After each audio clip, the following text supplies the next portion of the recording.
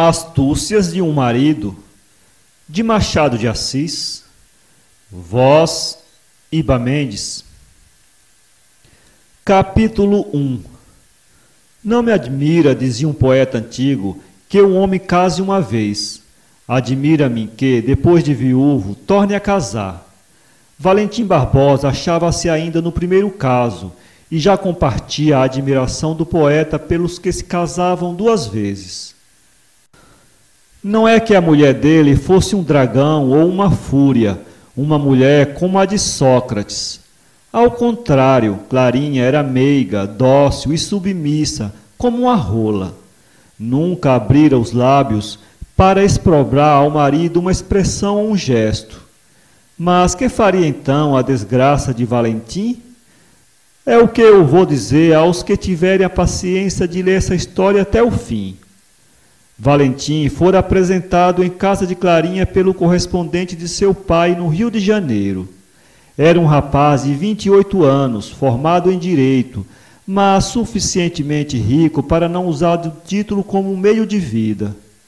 Era um belo rapaz, no sentido mais elevado da palavra. Adquirira nos campos rio-grandenses uma robustez que lhe iam bem com a beleza máscula. Tinha tudo quanto podia seduzir uma donzela, uma beleza varonil e uma graça de cavaleiro. Tinha tudo quanto podia seduzir um pai de família, nome e fortuna. Clarinha era então uma interessante menina, cheia de graças e prendas. Era alta e magra, não da magreza mórbida, mas da magreza natural, poética, fascinante. Era dessas mulheres que inspiram o amor de longe e de joelhos tão impossível parece que se lhes possa tocar sem profanação. Tinha um olhar límpido e uma fisionomia insinuante. Cantava e tocava piano, com a inspiração de uma musa. A primeira vez que Valentim a viu, Clarinha saía da cama, onde a detivera durante um mês uma febre intermitente.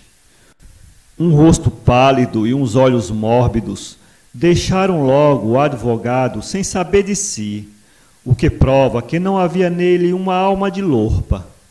Clarinha não se inspirou de nada. Gostava do rapaz, como o rapaz gostara de outras mulheres. Achou-o bonito, mas não sentiu amor por ele.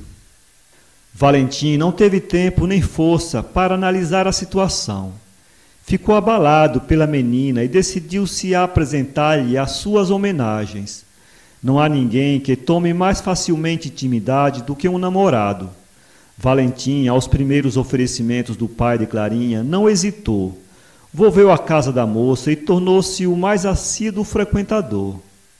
Valentim conhecia a vida, metade por ciência, metade por intuição. Tinha lido o Tratado de Paz com os Homens, de Nicole, e reteve essas duas condições a que o filósofo de Port Royal reduz o seu sistema: não opor-se às paixões, não contrariar as opiniões. O pai de Clarinha era doido pelo xadrez e não via salvação fora do Partido Conservador. Valentim fustigava os liberais e acompanhava o velho na estratégia do rei dos elefantes. Uma tia da moça detestava o império e a Constituição, chorava pelos minuetos da corte e ia sempre resmungando ao teatro lírico. Valentim contrafazia-se no teatro, dançava à custa uma quadrilha e tecia loas ao regime absoluto. Enfim, um primo de Clarinha mostrava-se ardente liberal e amigo das polcas. Valentim não via nada que valesse uma polca e um artigo do programa liberal. Graças a esse sistema, era amigo de todos e tinha seguro o bom agasalho. Mas daqui resultavam algumas cenas divertidas. Por exemplo, o velho surpreendia às vezes uma conversa entre Ernesto, o sobrinho, e Valentim a respeito de política. Ambos coroavam a liberdade. Que é isso, meu caro? Então segue as opiniões escaldadas de Ernesto? Ah, respondia Valentim, dá-se-á caso que também pertence ao Partido Liberal? Sou, mas não sou. Como assim? Perguntava Ernesto. Quero dizer, não sou, mas sou. Aqui Valentim tomava a palavra e fazia um longo discurso tão bem deduzido que contentava as duas opiniões. Dizem que é isto uma qualidade para ser ministro. Outras vezes era a tia quem o surpreendia no campo contrário, mas a habilidade de Valentim triunfava sempre. Deste modo, concordando em tudo, nas opiniões como nas paixões, apesar das pesadas obrigações de jogar o xadrez e ouvir a velha e as histórias do outro tempo, Valentim conseguiu na casa de Clarinha uma posição proeminente. Sua opinião tornou-se decisiva em tudo quanto concernia aos projetos do velho pai. Baile onde não fosse Valentim não ia família. Dia em que este não fosse visitá-lo, podia dizer-se que corria mal. Mas o amor caminhava ao lado da intimidade, e até por causa da intimidade. Cada dia trazia a Valentim a descoberta de uma nova prenda no objeto do seu culto. A moça estava na mesma situação do primeiro dia, mas era tão amável, tão doce, tão delicada, que Valentim, tomando a nuvem por Juno, chegou a acreditar que era amado. Talvez mesmo Clarinha não fosse completamente ingênua, num engano em que fazia cair Valentim. Um olhar e uma palavra não custa, e é tão bom alargar o círculo dos adoradores. O pai de Clarinha descobriu o amor de Valentim e aprovou-o logo antes da declaração oficial. Aconteceu o mesmo à tia. Só o primo apenas desconfiou, declarou-se interiormente em oposição. Para quem cobri-lo mais? Não sou romancista que me alegre com as torturas do leitor, pousando como o abutre de Prometeu no fígado da paciência sempre renascente. Direi as coisas como elas são. Clarinha e Ernesto amavam-se. Não era recente esse amor. Datava de 2 anos. De 3 em 3 meses, Ernesto pedia ao velho a mão da prima. E o velho recusava-lhe dizendo que não dava a filha a quem não tinha eira nem beira. O moço não pôde arranjar um emprego, apesar de todos os esforços, mas no fim do período regular de 3 meses, voltava à carga para receber a mesma recusa. A última vez que Ernesto renovou o pedido, o pai de Clarinha respondeu que se lhe ouvisse mais falar nisso, fechava-lhe a porta. Proibiu a filha que falasse ao primo e comunicou tudo à irmã, que julgou oportuna a ocasião para obrigá-lo a suspender a assinatura do teatro lírico. Ir à casa de Clarinha sem poder falar-lhe era cruel para o jovem Ernesto. Ernesto, portanto, retirou-se amigavelmente. No fim de algum tempo, voltou declarando estar curado. Pede a fidelidade que manifeste nesse ponto ser a declaração de Ernesto a mais séria do mundo. O pai acreditou, e tudo voltou ao seu antigo estado. Sim, ao seu antigo estado, digo bem, porque o amor que Ernesto cuidara extinto reviveu à vista da prima. Quanto a esta, ausente ou presente, nunca esqueceu o amante. Mas a vigilância prudente do pai pôs os nossos 2 heróis de sobreaviso, e ambos passaram a amar em silêncio. Foi pouco depois disto que apareceu Valentim em casa de Clarinha. Aqui devo eu fazer notar aos leitores desta história como ela vai seguindo suave e honestamente, e como os meus personagens se parecem com todos os personagens de romance. Um velho maníaco, uma velha impertinente e amante platônica do passado, uma moça bonita apaixonada por um primo, que eu tive o cuidado de fazer pobre para dar-lhe maior relevo, sem, todavia, decidir-me a fazê-lo poeta, em virtude de acontecimentos que se hão de seguir. Um pretendente rico e elegante, cujo amor é aceito pelo pai, mas rejeitado pela moça. Enfim, os 2 amantes à borda de um abismo condenados a não verem coroados os seus legítimos desejos. E ao fundo do quadro um horizonte enegrecido de dúvidas e de receios. Depois disto, duvido que um só dos meus leitores não me acompanhe até o fim dessa história, que, apesar de tão comum ao princípio, vai ter alguma coisa de original lá para o meio. Mas como convém que não vá tudo de uma assentada, eu dou algum tempo para que o leitor acenda um charuto e entro então no segundo capítulo. Capítulo 2. Se o leitor já amou, imagine qual não seria o desespero de Ernesto, descobrindo um rival em Valentim. A primeira pergunta que o pobre namorado fez a si mesmo foi esta: amá-lo a ela?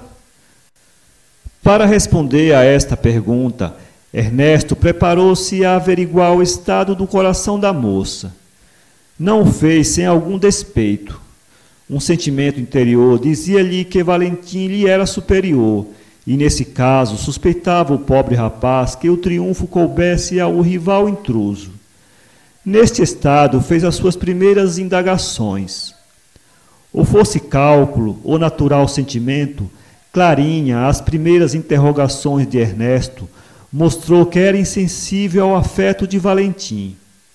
Nós podemos saber que era cálculo, apesar de me servir este ponto para eu atormentar um bocado os meus leitores. Mas Ernesto viveu na dúvida durante alguns dias. Um dia, porém, convenceu-se de que Clarinha continuava a amá-lo como dantes, e que, portanto, o iludido era Valentim. Para chegar a esta convicção, lançou mão de uma estratagema. Declarou que se ia matar. A pobre moça quase chorou lágrimas de sangue, e Ernesto, que tinha tanta vontade de morrer como eu, apesar de amar doidamente a prima, pediu-lhe que jurasse que nunca amaria outro. A moça jurou. Ernesto quase morreu de alegria, e, pela primeira vez, apesar de serem primos, pôde selar a sua paixão com um beijo de fogo, longo, mas inocente. Entretanto, Valentim embalava-se na mais enganadoras esperanças.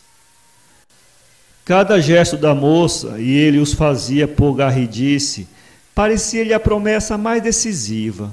Todavia, nunca Valentim alcançara um momento que lhe permitisse fazer uma declaração positiva à moça. Ela sabia até onde convinha ir e não dava um passo adiante. Nessa luta íntima e secreta passaram-se muitos dias. Um dia entrou, não sei como, na cabeça de Valentim, que devia, sem prévia autorização, pedir ao velho a mão de Clarinha. Acreditando-se amado, mas supondo que a ingenuidade da pequena era igual à beleza, Valentim julgou que tudo dependia daquele passo extremo.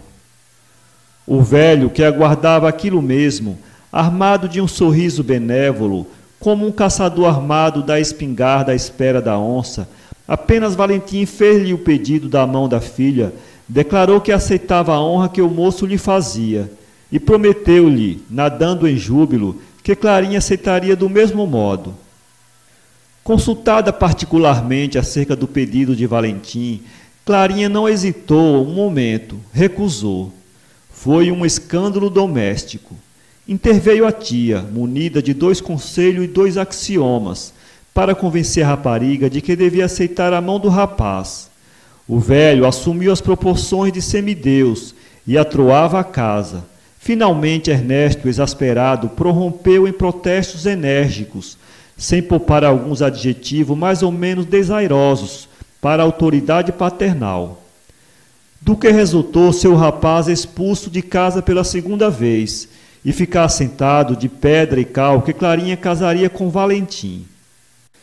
Quando Valentim foi de novo saber do resultado do pedido, o velho afirmou-lhe que Clarinha consentia em aceitá-lo por marido. Valentim manifestou logo um desejo legítimo de falar à noiva, mas o futuro sogro respondeu-lhe que ela se achava meio incomodada. O incômodo era nem mais nem menos resultante das cenas a que dera lugar o pedido de casamento. O velho contava com a docilidade de Clarinha e não se iludia. A pobre menina, antes de tudo, acatava o pai e recebia as ordens dele como se foram artigos de fé. Passada a primeira comoção, teve de resignar-se a aceitar a mão de Valentim. O leitor que ainda anda à procura das astúcias do marido, sem que ainda tenha visto nem marido, nem astúcias, ao chegar a este ponto, exclama naturalmente: ora, graças a Deus, já temos um marido. E eu, para furtar minha obrigação de narrar o casamento e a lua de mel, passo a escrever o 3º capítulo. Capítulo 3. Lua de mel. Há sempre uma lua de mel em todos os casamentos.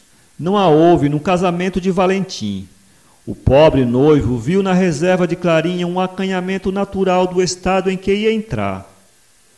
Mas, desde que, passados os primeiros dias, a moça não saía do mesmo propósito, Valentim concluiu que havia enguia na erva. O autor dessa novela não se viu ainda em situação igual, nem também caiu num poço de cabeça para baixo, mas acredita que a impressão deve ser absolutamente a mesma. Valentim fez o seguinte raciocínio: se Clarinha não me ama, é que ama alguém. Esse alguém talvez não me valha, mas tem sobre mim a grande vantagem de ser preferido. Ora, esse alguém, quem é? Desde então, a questão de Otelo entrou no espírito de Valentim e fez cama aí. Ser ou não ser amado, tal era o problema do infeliz marido. Amar uma mulher moça, bela, adorável e adorada, ter a subida glória de possuí-la de poucos dias à face da igreja, à face da sociedade, viver por ela e para ela, mas ter ao mesmo tempo a certeza de que diante de si não existe mais do que o corpo frio e insensível, e que a alma vagueia em busca da alma do outro, transformar-se ele, noivo e amante, em objeto de luxo, em simples pessoa oficial, sem um elo do coração, sem uma centelha de amor que lhe dê a posse inteira daquela que ama, tal era a miseranda e dolorosa situação de Valentim. Como um homem de espírito e de coração, o rapaz compreendeu a sua situação. Negá-la era absurdo, confessá-la no interior era ganhar metade do caminho, porque era saber o terreno que pisava. Valentim não se deteve em suposições vãs, assegurou-se da verdade e tratou de descobri-la. Mas como? Perguntar à própria Clarinha era inaugurar o casamento por uma desconsideração, e qualquer que fosse o direito que tivesse de resgatar o coração da mulher, Valentim não queria desprestigiá-la aos seus próprios olhos. Restava a pesquisa. Mas de que modo exercê-la? À casa dele não ia ninguém, e, demais, se alguma coisa havia, devera ter começado em casa do pai. Interrogar o pai seria assistido? Valentim desistiu de toda a investigação do passado e dispôs-se simplesmente a analisar o presente. A reserva de Clarinha não era uma dessas reservas que levam desespero ao fundo do coração. Era uma reserva dócil e submissa. E era exatamente isso que faria o despeito e a vaidade de Valentim. A submissão de Clarinha parecia a resignação do condenado à morte. Valentim via nessa resignação um protesto mudo contra ele. Cada olhar da moça parecia lhe anunciar um remorso. Uma tarde... O leitor há de ter achado muito singular que eu não tenha marcado nesta novela os lugares em que se passam as diversas cenas de que ela se compõe. É de propósito que faço. Limitar-me a dizer que a ação se passava no Rio de Janeiro.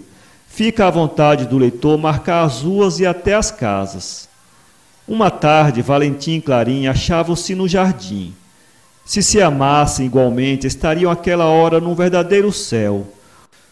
O sol parecia ter guardado um dos seus melhores ocasos para aquela tarde. Mas os dois esposos pareciam apenas dois desconhecidos que, por acaso, se haviam encontrado num hotel. Ela por uma reserva natural e que tinha explicação no amor de Ernesto. Ele por uma reserva estudada, filha do ciúme e do despeito. O sol morria numa de suas melhores mortes. Uma aragem fresca agitava mansamente as folhas dos arbustos e trazia ao lugar onde se achavam os dois esposos o doce aroma das acácias e das magnólias. Os dois estavam assentados em bancos de junco, colocados sobre um chão de relva. Uma espécie de parede composta de trepadeiras formava, por assim dizer, o fundo do quadro. Perto ouvia-se o murmúrio de um regato que atravessava a chácara.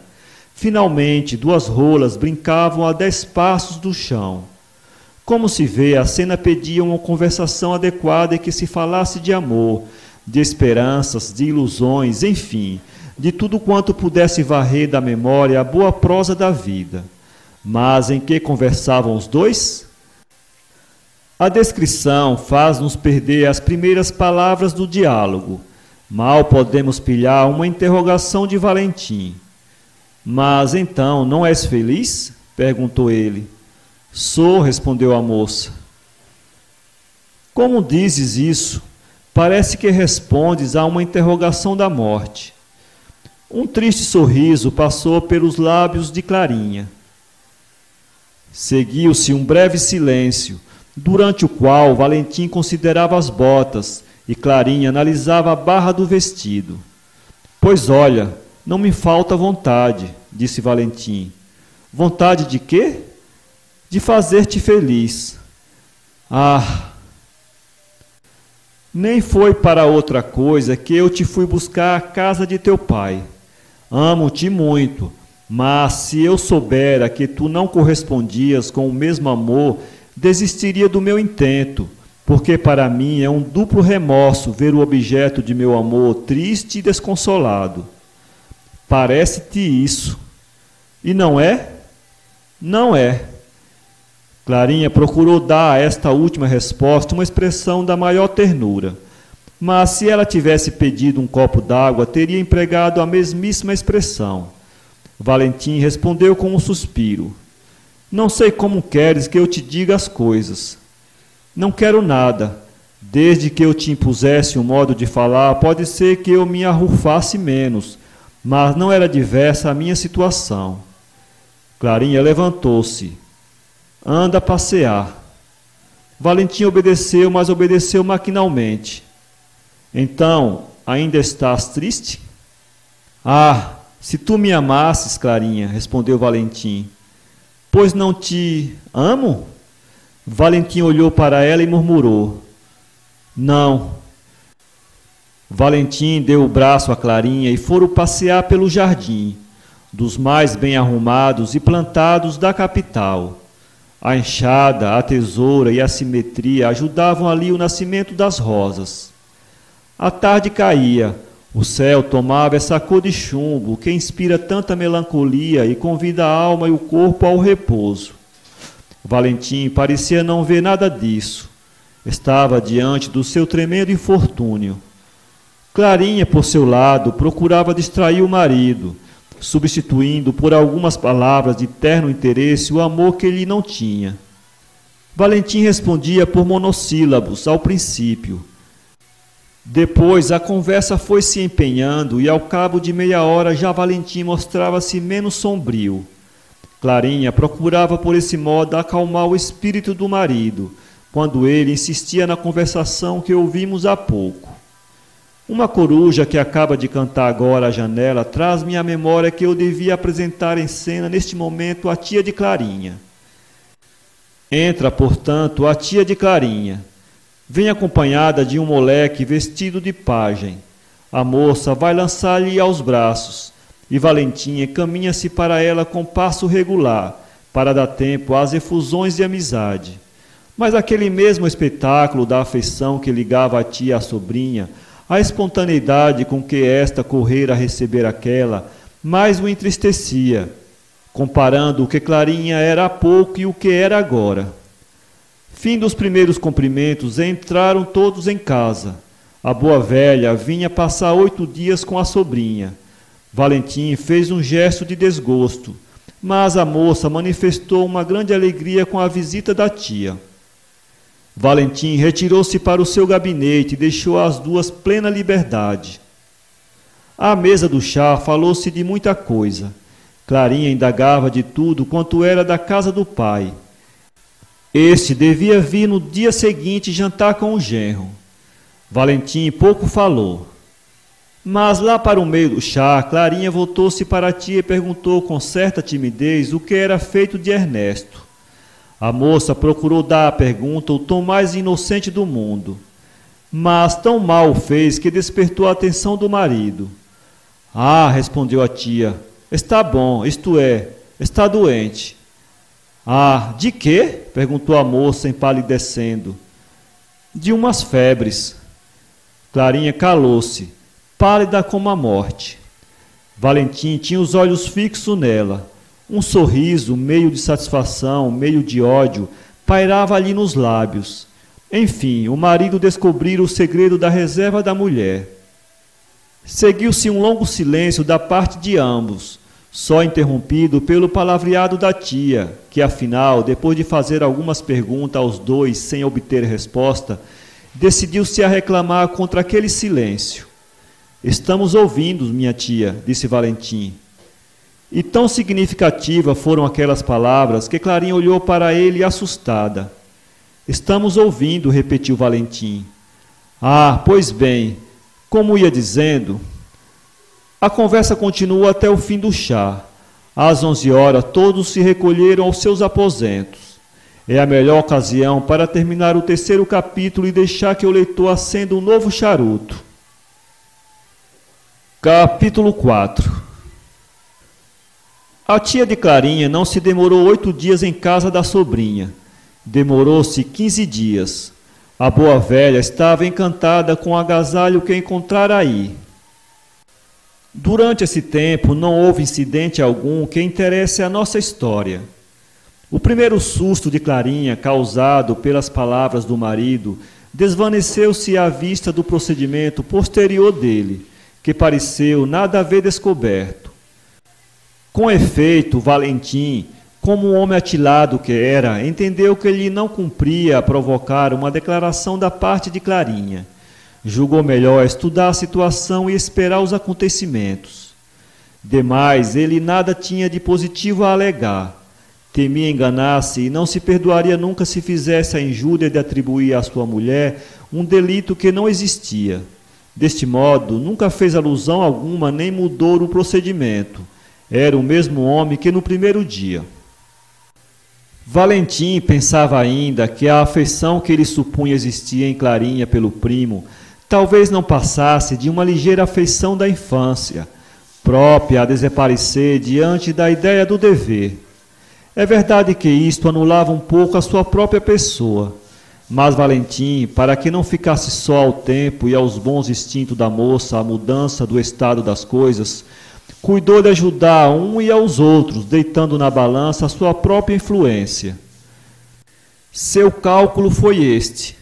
Ao passo que Ernesto perdesse no coração de Clarinha, graças à ausência e nobreza dos sentimentos dela, ele, Valentim, procuraria ganhar a influência do outro e substituí-lo no coração em litígio. Estavam as coisas neste pé, quando, no 50º dia, apareceu em casa de Valentim... Quem? O próprio Ernesto, meio enfermo ainda, cheio de uma palidez poética e fascinante. Clarinha recebeu-o no jardim, por cuja porta Ernesto entrou. Teve um momento para abraçá-lo, mas recuou logo, corada e envergonhada. Baixou os olhos. Depois do casamento, era a primeira vez que se viam. Ernesto aproximou-se para ela sem dizer palavra, e durante alguns minutos assim estiveram interditos, até que a tia veio pôr termo ao embaraço, entrando no jardim. Mas, ao mesmo tempo que aquela cena se dava, Valentim, através dos vidros de uma das janelas da sala de jantar, tinha os olhos pregados em Clarinha e Ernesto. Viu tudo, o movimento dela quando Ernesto entrou e o movimento de reserva que se seguiu a esse. Quando a velha entrou, Valentim desceu ao jardim. A recepção da parte do marido foi a mais cordial e amiga. Parecia que estava longe da cabeça dele a menor ideia de que os dois se amavam. Foi essa a última prova para Clarinha, mas isso a perdeu de certo, porque, confiada na boa-fé de Valentim, entregou-se demasiado ao prazer de tornar a ver Ernesto. Esse prazer contrastava singularmente com a tristeza dos dias anteriores. Não tenho o propósito de acompanhar dia por dia os acontecimentos da família Valentim. Apenas me ocuparei com aqueles que importarem a nossa história, e neste ponto entro já nas astúcias empregadas pelo marido para libertar a mulher do amor que ainda parecia conservar pelo primo. Que astúcias foram essas? Valentim refletiu nelas uma noite inteira. Ele tinha diversos meios para empregar. Uma viagem, por exemplo. Mas uma viagem não adiantaria nada. A ausência dava até mais incremento ao amor. Valentim compreendeu isso e desistiu logo da ideia. Que meio escolheu? O ridículo. Na verdade, o que há neste mundo que resista ao ridículo? Nem mesmo o amor. O marido perspicaz compreendeu que era esse o meio mais rápido. Todavia não tomou o ridículo senão naquilo que ele é de convenção, naquilo que o mundo aceita como tal, sem que o seja muitas vezes. Clarinha não podia resistir a esse. Era mulher como as outras. Um dia, pois, estando reunida a família toda em casa de Valentim, e com ela muitas visitas mais, o marido de Clarinha convidou Ernesto, que se dava por cavaleiro perfeito, a ensaiar um cavalo que havia comprado. Onde está ele? Chegou ontem. É um animal lindíssimo. Mas onde está? Vai vê-lo. Enquanto se deram ordens de aparelhar o cavalo, Ernesto dirigia-se às senhoras e dizia-lhes com ênfase: desculpe se fizer má figura. Ora, pode ser. Não acreditamos. Há de fazer sempre boa figura. Talvez não. Quer que o elogiemos? Aparelhado o cavalo, saiu Ernesto a montá-lo. Todos foram vê-lo do terraço. O cavalo era um animal fogoso e manhoso. Ernesto saltou para ele com certa graça e agilidade que adquiriu logo os aplausos das damas, inclusive Clarinha. Mal o cavalo sentiu o destro cavaleiro em seu dorso, começou a pinotear. Mas Ernesto susteve-se, e com tanta graça que as damas aplaudiram alegremente. Mas Valentim sabia o que fazia. Contava com o resultado da cena, e olhava tranquilo o triunfo tão celebrado de Ernesto. Esse resultado não se fez esperar. Não tardou muito que Ernesto não começasse a sentir que estava mal. Tanto bastou para que nunca mais pudesse dominar o animal. Este, como se pudesse conhecer o enfraquecimento do cavaleiro e os desejos secretos de Valentim, redobrou a violência dos seus movimentos. A cena tornou-se então mais séria. Um sorriso que pairava nos lábios de Ernesto desapareceu.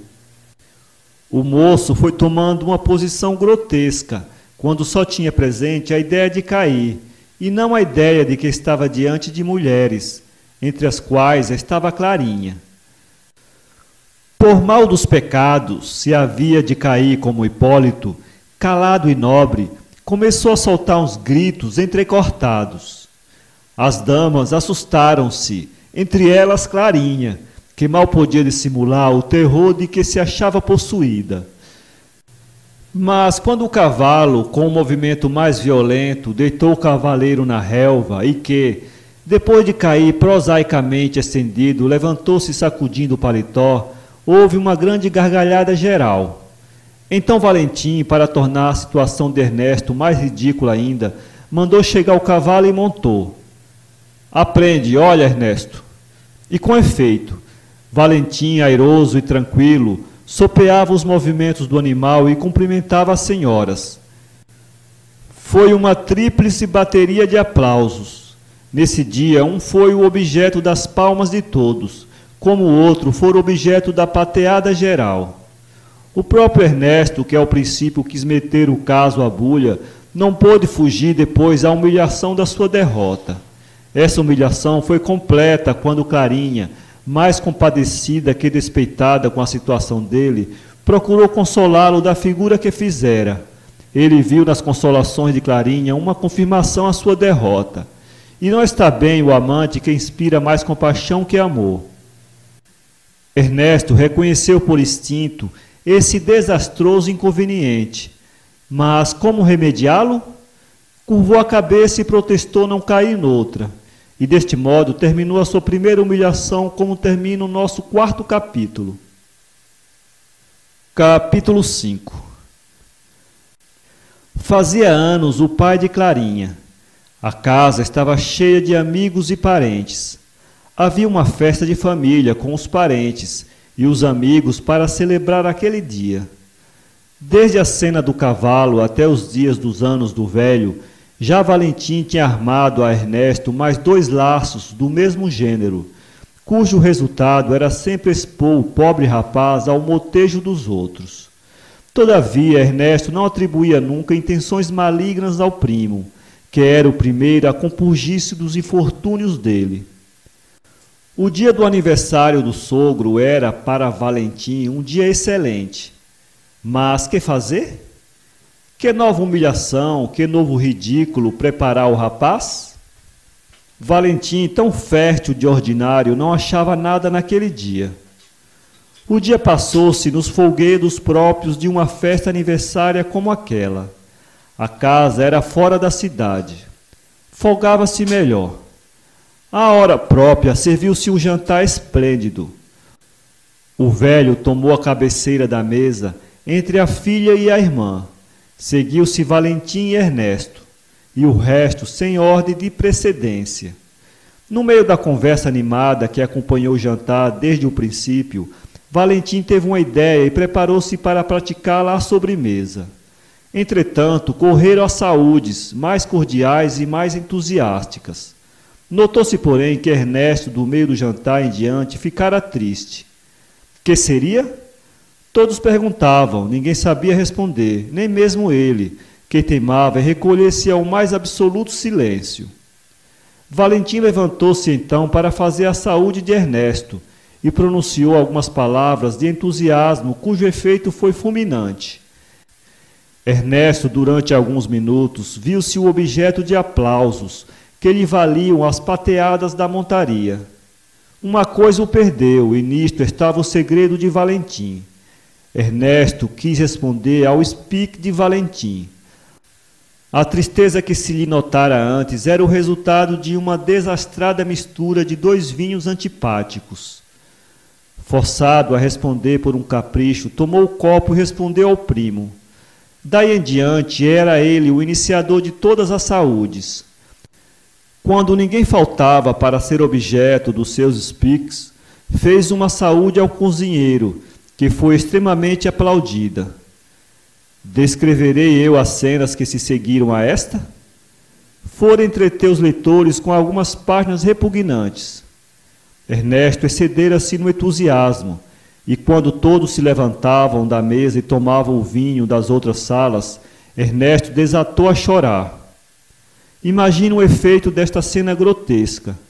Ninguém pôde conter o riso, mas também ninguém pôde estancar o pranto ao infeliz, que chorou ainda por espaço de 2 horas.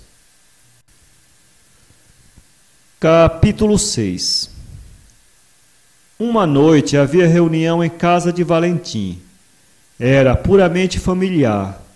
Meia dúzia de amigos e meia dúzia de parentes formavam toda a companhia. Às 11 horas, essa companhia estava reduzida a muito pequeno número.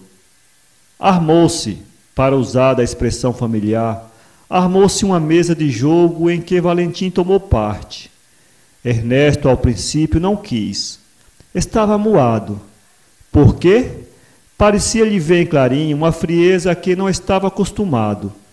Finalmente aceitou, mas procurou tomar lugar em frente da mulher de Valentim. Ela, porém, ou fosse por indiferença ou fosse adrede, retirou-se para a janela com algumas amigas. Abriu-se o jogo. Em pouco tempo estavam os jogadores tão animados que as próprias senhoras foram se aproximando do campo da batalha. Os mais empenhados eram Valentim e Ernesto. Tudo estava observando um curioso, mas tranquilo interesse, quando de repente Valentim para o jogo e diz para Ernesto: "Não joga mais." "Por quê?" perguntou Ernesto. Um primo de Valentim, de nome Lúcio, olhou igualmente para Ernesto e disse: "Tens razão." "Por quê?" insistiu Ernesto. Valentim levantou-se, atirou as cartas para o lugar de Ernesto e disse com um tom de desprezo: "Por nada." Lúcio e mais um dos presentes disseram: "É caso de duelo." Houve profundo silêncio. Lúcio olhou para Ernesto e perguntou-lhe: "Que faz o senhor?" Que faço? É caso de duelo. Ora, isso não está nos nossos hábitos. O que eu posso fazer é abandonar aquele senhor ao meu desprezo. O quê? Perguntou Valentim. Abandoná-lo ao desprezo, porque o senhor é um quê? O que quiser. Há de dar-me uma satisfação. Eu? De certo, disse Lúcio. Mas os nossos hábitos, em toda parte vinga-se a honra. Sou ofendido, tenho a escolha das armas. A pistola, disse Lúcio. Ambas carregadas, acrescentou Valentim. Durante este tempo, as senhoras estavam trêmulas e embasbacadas. Não sabiam o que se presenciava. Enfim, Clarinha pôde falar e as suas primeiras palavras foram para o marido. Mas este parecia não atender a nada. Em poucos minutos redobrou a confusão. Ernesto insistia contra o emprego do meio lembrado para resolver a questão, alegando que ele não estava nos nossos hábitos. Mas Valentim não queria, nem admitia outra coisa. Depois de larga discussão, admitiu Ernesto o sanguinolento desenlace. Pois sim, vem a pistola. E já, disse Valentim. Já? Perguntou Ernesto. No jardim. Ernesto empalideceu. Quanto a Clarinha, sentiu faltar-lhe a luz e caiu desfalecida no sofá. Aqui, nova confusão. Imediatamente prestaram-se-lhe os primeiros socorros. Tanto bastou. No fim de 15 minutos, ela voltava à vida. Estava então no quarto, onde só havia o marido e um dos convivas, que era médico. A presença do marido lembrou-lhe o que se passara. Deu um leve grito, mas Valentim tranquilizou-a imediatamente, dizendo: nada houve, mas nem haverá. Ah, foi brincadeira, Clarinha, foi tudo um plano. O duelo há de haver, mas só para experimentar o Ernesto. Pois cuidas que eu faria semelhante coisa? Fala sério? Falo sim. O médico confirmou. Valentim contou que as duas testemunhas já se entendiam com as duas do outro, tiradas todas dentre os que jogavam e que entravam no plano. O duelo teria lugar pouco depois. Ah, não acredito. Juro por esta bela cabeça. E Valentim, inclinando-se para a cama, beijou a testa da mulher. Oh, se tu morresses, disse esta. Valentim olhou para ela. 2 lágrimas rolaram-lhe pelas faces. Que mais queria o marido? Interveio o médico. Há um meio para crê-lo. Venham 2 pistolas. Clarinha levantou-se e foi para outra sala, que dava para o jardim, onde se achavam as outras senhoras. Aí foram ter as pistolas. Carregaram-na à vista de Clarinha e dispararam depois, a fim de assegurar à pobre senhora que o duelo era pura brincadeira. Valentim desceu para o jardim. As 4 testemunhas levaram as pistolas. As senhoras, prevenidas do que havia, ficaram na sala, onde olhavam para o jardim, que foi iluminado de propósito. Marcaram-se os passos e entregou-se a cada um dos combatentes uma pistola. Ernesto, que até então parecia alheio à vida, mal viu diante de si uma arma, apesar de ter outra. Mas, tendo-lhe as testemunhas dito que ambas se achavam armadas, começou a tremer. Valentim apontou sobre ele. Ernesto fazia esforços, mas não conseguia levantar o braço. Estava ansiado. Fez sinal para que Valentim se detivesse e tirou um lenço para enxugar o suor. Tudo contribuía para assustá-lo, e de mais a mais as seguintes palavras que se ouviam em roda: o que ficar morto há de ser enterrado aqui mesmo no jardim. Está claro, já se foi fazer a cova. Ah, que seja profunda. Enfim, soaram as pancadas. À primeira, Ernesto estremeceu. À segunda, caiu-lhe o braço. E quando lhe diziam que apontasse o alvo para soar a terceira pancada, ele deixou cair a pistola no chão e estendeu a mão para o adversário. Prefiro dar satisfação. Confesso que fui injusto. Como? Prefere? Disseram todos. Tenho razões para não morrer, respondeu Ernesto, e confesso que fui injusto. As pazes foram feitas. Uma gargalhada, uma só, mas terrível, porque foi dada por Clarinha, soou na sala. Voltaram todos para lá. Clarinha, tomando as pistolas, apontou-as para Ernesto e disparou-as. Houve então uma gargalhada geral. Ernesto tinha o rosto mais enfiado deste mundo. Era um lacre. Clarinha largou as pistolas e lançou-se nos braços de Valentim. Pois tu brincas com a morte, meu amor? Com a morte pelo amor, sim. Ernesto arranjou daí a dias uma viagem e nunca mais voltou. Quanto aos nossos esposos, amaram-se muito e tiveram muitos filhos. São Paulo, 2016.